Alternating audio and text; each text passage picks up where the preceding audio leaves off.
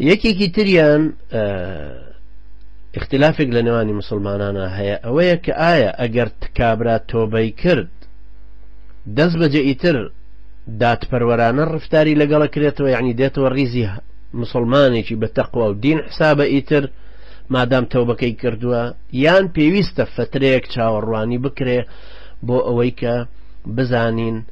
فعلا هەڵسوکەوتی وەکو ئیسلامەتی داوایە کە ئاوایە مسلمانانە ڕفتار و ڕەوشتەکە و ناگەڕێتەوە سەر کوفری پێشووی هی پێشووی هەروە شتێک بوو هات و ڕابرد و چارەسەری کرد و گیرایە و چاک بووە، یان احتیمال هەیە بکەوێتەوە ناوی لەبەر ئەو بارودۆخە ئەو کەش و هەوایی کە تایە بووە پێشتر و ئێستاش هەرتیایە بەردەوامە بێ وەکو هاوڕێتی کۆمەڵە زەندیق و ملحد و مرتەدی کردبێتەوە بۆ نمونە. ئەمەش دیسان اختلافێکە لە نێوانی عولەمایە، چونکە هەندێکیانە فەرمون نایەوێت چونکە هەر لەگەڵ تۆبەکەی کرد قبولە، چونکە خوای گەورە فەرمێ وەلەقەد قالوا كلمة الكفر وكفروا بعد إسلامهم تا ئەگاتە ئەوەندەیە فەرمێ فإن يتوبوا يكن خيرا لهم، ئەگەر تۆبە بکەن. ئیتر تەفسیلێکی تری نەداوەتێ، یان کە ئەفەرمێ كيف يهدي الله قوما كفروا بعد إيمانهم، دوای ئیمان هەنان کافر بوونەتەوە لە نهایەتی ئەفەرمێ إلا الذين تابوا من بعد ذلك وأصلحوا، إلا ئەو کەسانەی کەوا تۆبەیان کردو پەشیمان بوونەتەوە ئەنجا کردەوەی چاچیان کردووە. لە زانایان زۆرینەی زانایانیش دیسان ڕایان وایە ئەفەرمون نا ئەگەر هاتوو کابرا تۆبەی کرد و کوفرەکەی ڕاست کردەوە تۆبەی لێ کردبوو مەرج نییە دەست بەجێ هەموو مەرجێکی ئیسلامەتیەکەی بۆ بجێڕدێتەوە، یعنی بۆ نمونەیەکێک لەوانە ویلایەیە کابرا بۆ نمونە بەرپرسێکی گەورەی ئیسلامەتی بووە لەگەڵ کوفری لێ دەرکەوت و ئیستیتابەکرا و پەشیمان بۆ ئایا یەکسەرە خرێتەوە هەر هەمان شوێن، بۆ نمونە مدیری مەکتەبێکە مامۆستای جامعەیە مەلایەک بووە شخصێتێکی کاریگەر بووە لە کۆمەڵگەکەیە، ئایا دەست بەجێ خرێتەوە ئەو شوێنە؟ هەندێکڵێن نەخێر، زۆرینەی زانایانیش تەمان ڕایان لەسەر ئەوەیە کە نەخێر، لەبەر ئەوەی بۆ نمونە لە ئیمارەتی عەبدوڵای کوڕی مەسعوودە ڕزای خوای لێبێ کە سەحابیەکی معروفە ناسراوە بە زۆری زانینی والی بوو لە کوفە، ئەو خێڵی مسەیلەمەی کەذاب کە هەڵگەڕابوونەوە لە یەمامە کە پێیانەوترێ بەنی حەنیفە نەفی کرابوون هێنرابوون بۆ کوفە و لەوێ بوون. هەروەکو شەوێکی تر بە تەفسیل حادیسەکانم گوێڕایەوە بانگوێژێکی ئەوان هەستا و بانگیدا و شایەتی ئەوەیدا کە مسەیلەمە ڕەسوول اللهە لە ناو بانگەکەیە. عەبدوڵای کوڕی مەسعودیش هێنانی و سەحابەکانی تری کە لە دەوروبەری بوون مشاوەرەی پێکردن و خەبەری دا کە ئایا چیان لەگەڵ بکرێ. عەدی کوڕی حاتەم ڕزای خوای لێبێ کە ئەویش سەحابی پێغەمبەر عەلەیهی سەڵات وسەلام و لەسەر دەستی ئەو مسلمان بوو فەرمووی با بکوژرێن، بەڵام جەریری کوڕی عەبدوڵڵا و ئەشعەث و چەند سەحابیەکی تر ڕزای خوایان لێبێ فەرموویان نا مەیان کوژە، داوای تۆبەیان لێ بکە و کەفالەتی عەشیرەتەکەیان وەرگرە، زەمانەتیان لێ وەرگرە، کەفالەتیان لێ وەرگرە کە جارێککە نەگەڕێنۆشتیوە. ئەنجا هەروەکو ئیمامی ابن حەجەر عەسقەلانی ڕەحمەتی خوای لێبێ لە فەتح الباری لە مجەلەدی چوارەم لاپەڕە 470 ئەفەرمێ کە ڕیوایەتی ئەوانە جێڕێتەوە فەرمێ فەتابوا وكفلهم عشائرهم، توبيان كرد عشيرتكانيشان كفالتيان كردن سيدنا عبد الله كري مسعوديش لي قبول كردن. اما تشيلوشك طبعا بيشتريش هنا ابو موسيري كليرا يا كم جار دز بجي حكم الردين ندان بسرا عبد الله كري مسعوديش معروفة يشكل العبادلة الأربعة فقهاء صحابية شرع ناساني صحابية، بەڵام داوای تەوبەی لێکردن لەبەرەوەی زۆرینەی ئەوان کە لەوێ بوون لەبەرەوەی عەدی کوڕی حاتەم هەر سەحابەیە و فەرمووی بیان کوژە، بەڵام ئەوانی تر جەریری کوڕی عەبدوڵڵا و ئەشعەث و ئەوانی تر کە لەوێ بوون زۆرتر بوون و زۆرینەی سەحابەکان بوون ئەوانی شەر عالمن فەرموویان نە داوای تەوبەی لێ بکەوە. هەروەها ئەمەش کەوابوو داوای تۆبەیان لێکرێ، ئەمەش ڕەئی زۆرینەی ئەهلی عیلمە لە زانایان و شەرع ناسانی ئیسلام. بەڵام هەندێکڵەن ئەمە واجب نییە وەکو حەنەفیەکان و یا ئەهلی ظاهیر و حتا ئیمامی شەوکانی ڕەحمەتی خوای لێبێ لە نەیل الأوطارە باسی ئەوەکە، بەڵام ئەرجەح ئەوەیە ڕاستتر ئەوەیە کە داوای ئیستیتابەیان لێکرێ، هەروەکو کە ئیجماعی سەحابە لەسەر ئەوە هەیە. یەکێک نەقلی ئیجماعەکەی کردو کە ناوی ئیبن القەسارە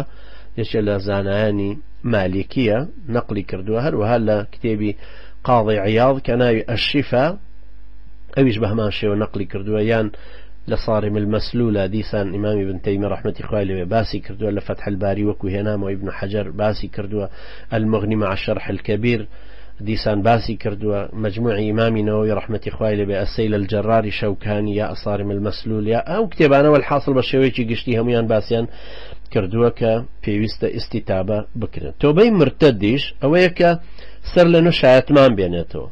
وبشيمان بيتو لويك وتويتيان کردویەتی طبعا ئەو کاتە بە پەشیمان بوونەوەکەی و شایەتیمان هێنانەکەی تەمامەن ئیتر حقوقەکانی هەمووی بۆ ئەگەڕێتەوە هەروەکو ئیبن مفلیحی حەمبەلی ڕەحمەتی خوای لێ بێ فەرمێ شەیخەکەمان کە ئیمە بەستی ئیمامی ابن تەیمیە ڕەحمەتی خوای لێ بێ فەرموویەتی اتفق الأئمة أن المرتد إذا أسلم عصم دمه وماله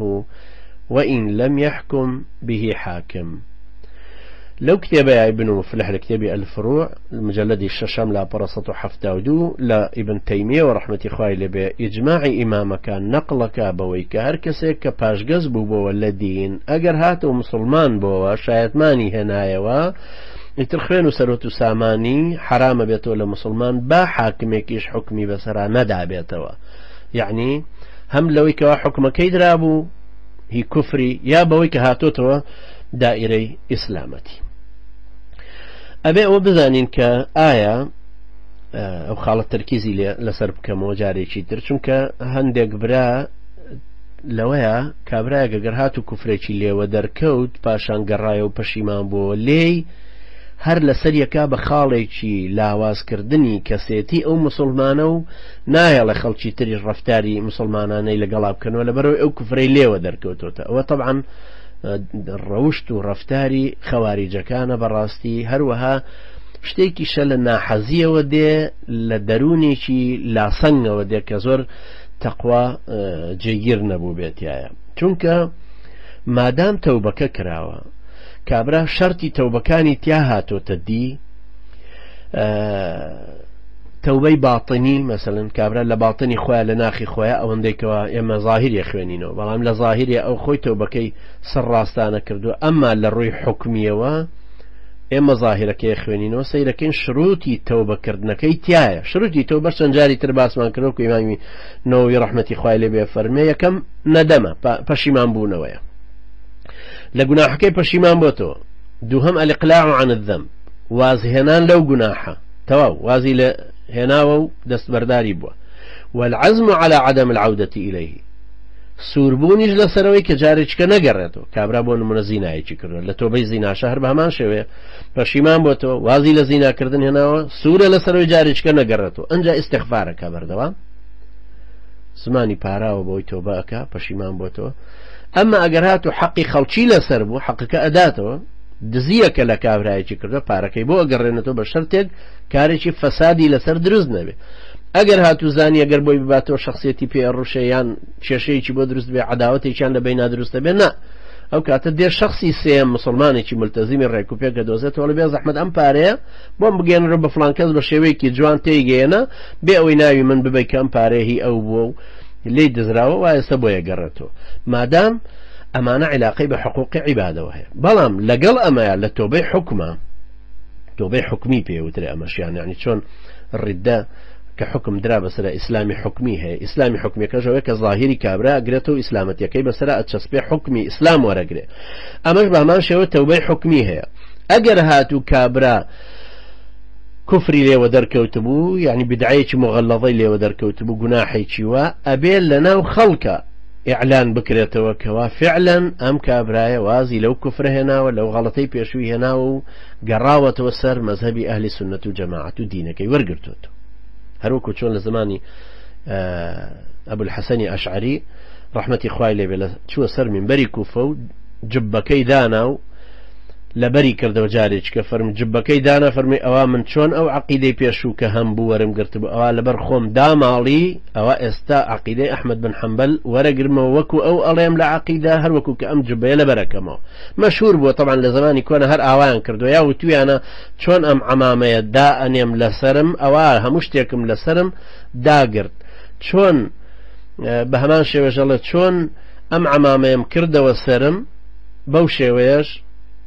بە هەمان شێوەش ئەو عەقیدەیە وەرئەگرم کە پێم ڕاستە عەقیدەی ئەهلی سوننەت و جەماعەت. ئەمەش طبعا هەروەکو وتم عولەما لەسەری هەندێک ئشکالاتیان لەوە هەیە کە هەندێک گەڵێن دەست بەجێ تەوبەکەی کە کرد عەدالەتی بۆ ئەگەڕێتەوە و سقەی پێەکرێتەوە، یعنی بۆ نمونە کابرا ئەگەر هاتو بوو بە شاهدە دوایەوەی کوفرێکی لێ دەرکە و پاش گەز بۆ تۆبەی کرد و حکمی ئیسلامەتەکەی وەرگرتەوە، پاشە وتی وەڵا هیلالم بینیوە سبەینە ڕەمەزانە، ئایا خەڵک سقەی پێەکە؟ یان هات شاهدیدا لە ضمنی 4 شاهدا بوتیان ئەوە فڵان ئافرەتێک زینای کردو یا پیاوێک زینای کردو، ئایا فعلا ئەمە بە شاهد ئەشێ؟ هەندێک لە عولەما وەکوتم فەرمویانە بەڵێ، هەندێکی تر تویان نەخێر مەرج نییە، چونکە پێویستە کار و کردەوەیکی چاکەی بە دوایە بێ ڕفتار و ڕەوشتی ڕاست کاتەوە، چونکە خوای گەورە فەرمێ ومن تاب وعمل صالحا فإنه يتوب إلى الله متابا، يعني فرمي إلا الذين تابوا من بعد ذلك وأصلحوا، إلا أو كساني كتوبان كردوا كار شاكاكن وأصلحوا كوابو أو آياتانا أورونا كانوا كبيويستي بوهي فتريك لي قرين وتماشايكين هتا سيرا وروشتي سر لنو أبينين وبزانين رفتار وروشتي مسلمانانا أكاو كارو كردوا كاني پسندن للاي إسلام ويان هر أوجبك أبو بكر صديق رضاي خواي لبه ككاري أويش أتشت ضمني تشريع وما دام مخالفين لصحابي ترى رضاي خوالهم ولا يجان به أبو بكر صديق رضاي خوالي به وقت مرتد كاني كنترول كرده وهاتنا وجر كيفي إسلام فرمي نابش سواري أسبب أنه شمشير هالقرن هروكو وفدك هات لاي وفدك ناي بوزاخية قوم يكن جماعات يكن هي كابراي كان بولواني مرتد بنود يجلواني مرتد بناي طليحي أسدية طليحة الأسدي كهاتن بولاي قوم كناي بوزاخية هاتن بولاي أبو بكر رضاي خوالي بفرمي نابش سواري أسببا هروها ناش بشمشيريش هالقرن بخوتان خريجي لورو مرو مالاتي خوتان منو كاروباري زراعي خوتان وهرشيشتك ترتان هيا هتا وكو رأيك تيان تيا أبينين وكو إمامي بخاري رحمة خوالي بلا حديثي حوزارو 220 باسي كردون انجا أو أفرمي حتى يري الله خليفة نبيه صلى الله عليه وسلم والمهاجرون أمرا يعذرونكم به. أما لفظي أبو بكر الرضاي خوالي بجاد دعي إمامي ابن حجر رحمة خوالي بأم قول شرح كاتو أفرمي أويك بوم درك ولم قسي أبو بكر الرضاي خوالي بأويا أن تظهر توبتهم وصلاحهم بحسن إسلامهم لفتح الباري لمجلد سيان زمايا أفرمي ئەوەیە کە تەوبەکانمان بۆ دەرکەوێ هەروەها ڕەفتار و ڕەوشتی پیاوچاکانانمان بۆ دەرکەوێ و بزانین ئیسلامەتیەکان ڕاست وەرگرتووەتەوە. جا ئەمەش طبعا وەکو ئەزانن ئەمەش ڕەفتار و ڕەوشتی خەلیفەیەکی ڕاشدە و سەحابەکانیش ڕەزای خوایان لێبێ لەسەر ئەو کردەوەی لەسەر ئەو حکمەی ئەبوو بەکری سەدیق بێدەنگ بوون ئەوەش پێی ئەوترێ ئیجماع السکوت ئیجماعی سەحابەیە کە حتمەن قبوڵە. یان عومەری کوڕی خەتاب ڕەزای خوای لێبێ وقتك كابراء ناوي صبيغي كوري عسل بو توبي كرد دوايا عمري كوري خطاب نفي كرد بو ماويك بدعية داهنا بو شتيكي داهنا بو صبيغ توبي كردو عمر رضاي خواي لبي حكمي بسرا داكا نابك قسەی لەگەڵا بکە و نەفیشی کرد بۆ ماوەی ساڵێک لەسەر ئەو وەزعی هێشتەوە دوایی ڕەفتار و ڕەوشتی مسلمانانیان هەموو لەگەڵا کردەوە بۆ ئەوەی کە بزانن سیرەی پاک بۆتەوە و فعلا وای لێ هاتووە کەوابوو ظاهرا هەرچەندە زانایانی ئیسلام لەسەر ئەم مەوزوعە ڕاجوێن هەندێکیانە فەرمون لەگەڵ تۆبەکردنەکەی عەدالەتی بۆ ئەگەڕێتەوە بەڵام ئەرجەح ئەوەیە وا دیارە ڕاستتر و پەسەندتر و بەهێزتر ئەوەیە کە پێویستە فاصلێک ماوەیەک ڕێگا بدرێ حەسەب حاڵی ئەو کەسە و حاڵی ئەو ئیمامە یان ئەو وەلی ئەمرە یان ئەو ئەمیرەی کە لە ناوچەکەیە هەیە پێویستە فاصلێک بوار بدا بۆ ئەوەی بزانێ مراقبە بکرێ هەڵس و کەوت و ڕەفتار و ڕەوشتی تەماشا بکرێ بزانین فعلا دامەزراوەتەوە هەتاوەکو عەدالەتەکەی بۆ بجێڕێتەوە ئەوەش ئیمامی ابن تەیمیە ڕەحمەتی خوای لێ بێ باسی کردووە هەرچەنە تەرجیحی بە هیچیان نەداویان ئیمامی ابن القەیم ڕەحمەتی خوای لێ بێ بەڵام عولەمای تر هەن کە تەرجیحیان بە ئەو ڕەئی دووهەم داوە چونکە نە ئەبوو بەکری سەدیق ڕزای خوای لێبێ نە عومەری کوڕی خەتاب ڕزای خوای لێبێ هیچ مەسئولیەتێکیان نەدا نە بە منافق نە بە خزمانی خۆیان نە بەوانەی کە هەڵگەڕابوونەوە لە ئیسلام هەتا فترەیەکی زەمەنی باش ڕۆیشت ئەنجا دوایی ڕێگایدان چونکە حتا عومەری کوڕی خەتاب ڕزای خوای لێبێ بۆ سەعدی کوڕی ئەبی وەقاسی نووسی ئەو کاتە ئەمیری عێراق بوو فەرمووی کەس لەوانە بەکارمێنەرەوە کەسیش مەکە بە مشاوری خۆت لە حربە چونکە ئەوەش تەحدیدێکی کردەوە دیسان کە مادام هاتوونە لەگەڵ تا مجاهدن و جیهاد دەکەن بەڵام ڕاوێژی حربەکە بەوان مەسپێرە و قسەی ئەوان وەربگری کەوا بوو ئەمەش دیسان پێویستە بەرچاو بگیرێت بڕگەیەکی تر لەو ڕێسایی کە هێنابوو